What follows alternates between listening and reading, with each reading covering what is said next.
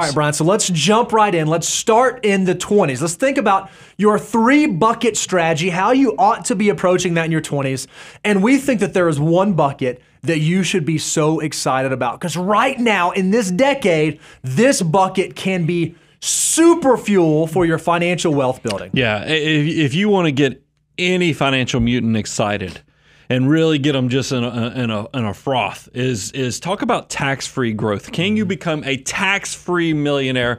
Roth accounts make this possible, and that's why you're going to start your journey. When we talk about the 3 buckets, let's prioritize those Roth tax-free growth opportunities. And even if you can't max them out, just start somewhere. For most folks, when we get them excited about saving, we say, hey, if all you can do is $20 a month, great, open a Roth IRA, do $20 a month, $50, $100. It does not matter the number. Why do we love Roth IRAs? Well, one reason is you get to choose the custodian that you use. So you can use like a Fidelity or a Vanguard or a Charles Schwab, really low expenses, really low fees if you choose a low-cost provider. Yeah, the other thing I think is great is that the tax-free growth also leads itself to when you get to the distribution phase, it's also tax-free. So this is going to be one of those things when we talk about how do you pull your money out in retirement, this is probably the last basket you're going to pull out of because it's also a great legacy builder as well. So there's nothing wrong with that tax-free growth opportunity. We also know that if you choose one of those solid low-cost providers like Fidelity, you have a large selection of investments. Different than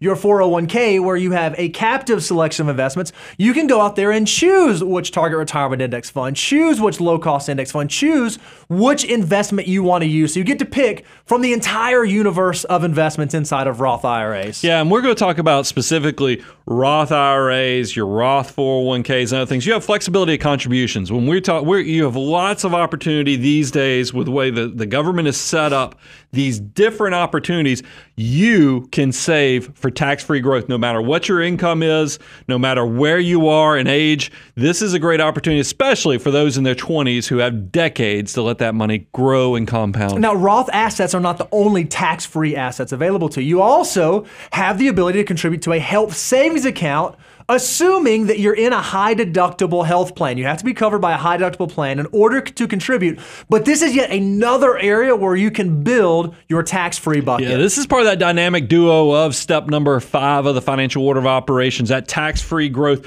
We love HSAs because they're triple tax advantage. What do we mean when we talk about triple tax? We're talking about tax deduction on the contribution. Number 2, we're talking about assets grow tax deferred, meaning you don't pay taxes every year as the money goes up or it has income distributions. It's tax deferred. And then if you use it for medical purposes, for health care and other things, it is actually distributed completely tax-free. Now, Bo, there's actually a bonus category. We talk about triple tax advantage, but here at Abound Wealth, we actually have taken advantage of the Quattro opportunity. What is that 4th bonus chance? Yeah, if you work with an employer that will allow you to do salary deferrals into your HSA, those contributions are not subject to payroll FICA taxes. So it's another level of tax advantage. So if you have the ability to do HSA, if you can payroll deduct your HSA and you're a young person in your 20s, you may really want to put some attention into this strategy because it can be huge for you down the road. So most 20-year-olds, you're going to load up on the tax-free stuff, but let's move to the next column or the next bucket.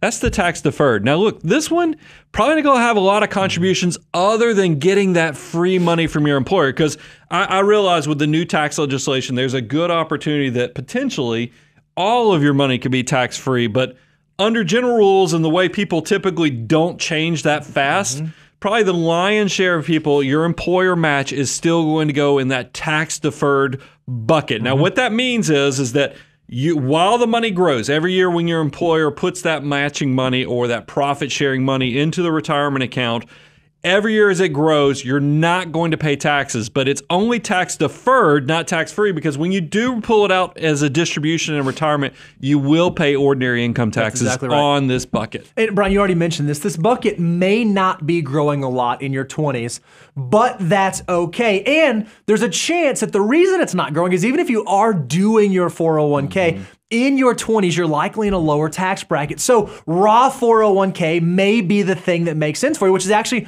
building your tax-free bucket, not your tax-deferred bucket. But again, That's okay. All right, Brian, let's talk about the third bucket, the after-tax bucket. This one, I feel like people in their 20s, they get caught up on this one because they want it so bad, but I'm just not positive in your 20s is where you should be focusing on this bucket. Now remember, we are past emergency reserves. We're focusing this show primarily on step 5 and beyond for the financial order of operations, but your after-tax is where your emergency reserves and other things. But when we're talking about after-tax for investments, marketable investments like mutual funds, index funds, and so forth, this bucket probably is not getting a lot of attention because there's just so many opportunity on the tax favored side of things that this is probably the last tier that you're going to be looking at unless you're a way overachiever and you can blow past 25% and you can look here at that point. Now, in your 20s, what you need to focus on is the discipline because it's easy for TikTok and Instagram and YouTube and social media to force us to look in the wrong direction. So make sure you understand where your guardrails are. Even though opening up that Acorns account or trading the options or doing that thing might seem sexy, don't go out of order of the financial order of operations. You're going to see in our case study that it was built for a reason. So make sure you're following the financial order of operations in your 20s because it is supposed to show you how you can maximize your dollars on your wealth building journey. I know you heard the sound, but just to make sure I repeat this, if you go to moneyguy.com/resources, we do have this free deliverable you too can download. If you need to have an accelerated path, you want to go ahead and just capture all the information as fast as possible, go to learn.moneyguy.com. We actually have a course on the financial order of operations as well. All right, Brian, so let's go back to our case study. Let's revisit Manny. Again, I want to remind you that here are the assumptions. Manny starts investing 25% at age 25, and he saves until he's 65. He makes $50,000 a year, and he gets raises of 5% per year. No other income, no bonuses, nothing like that. He follows the financial order of operations step by step by step, and he gets an employer match of 3% if he puts 6% into his 401k. So he starts doing this at age 25. Well, by the time that Manny gets to age 29, look at this. His income at 29 has grown now to $60,775. But because he has been diligently saving for that 4-year period leading up to age 29, he now has almost $91,000 in his investment portfolio. Yeah, it's kind of amazing that the lion's share of this is tax-free, obviously, because he's loading up that Roth IRA. He's doing the 401k and tax-free contributions as well. It's amazing. Now, look, there's nothing in the after-tax, but is tax deferred? That's the employer, that matching money, that free money from the employer. Of the $90,000 or close to $91,000, close to $11,000 of that is from the employer. And it's really interesting to me because this is a person that's only been saving and investing well below 10 years. I mean, we're talking 4 or 5 years since he waited until 25 to start investing. It's already exceeded almost 1.5 times his income, making $60,000 now worth over 90. That's pretty incredible how fast money can stack up. I think people are amazed to see this, that just starting out on your journey, just by being a consistent and disciplined saver, you can build to 6 figures relatively quickly. Another thing we want to show you is Manny is on a path. He's on what we call the journey to abundance. Again, if you have our net worth tool, you're familiar with this, but we want to show you where you are. Are you an average accumulator of wealth? Are you a prodigious accumulator of wealth? Well, you can see from the time that Manny started at 25 all the way now until 29, he has now surpassed the average accumulator of wealth. He is above average from a saving standpoint, working towards being a prodigious accumulator of wealth. If you're not tracking this, go download the net worth tool, learn.moneyguy.com, and you can follow your journey to abundance just like Manny. Yeah, we just took some screenshots from the actual tool. What I find interesting is that I think a lot of us who come from humble beginnings, we get this goal that we want to hit 7 figures. We want to be millionaires, but there's so many steps in between that. I want you to take the chance to celebrate because Manny the Mutant, let's face it, he had to first start from 0, get to 50,000. Well, truthfully, 10,000, then get to 50,000.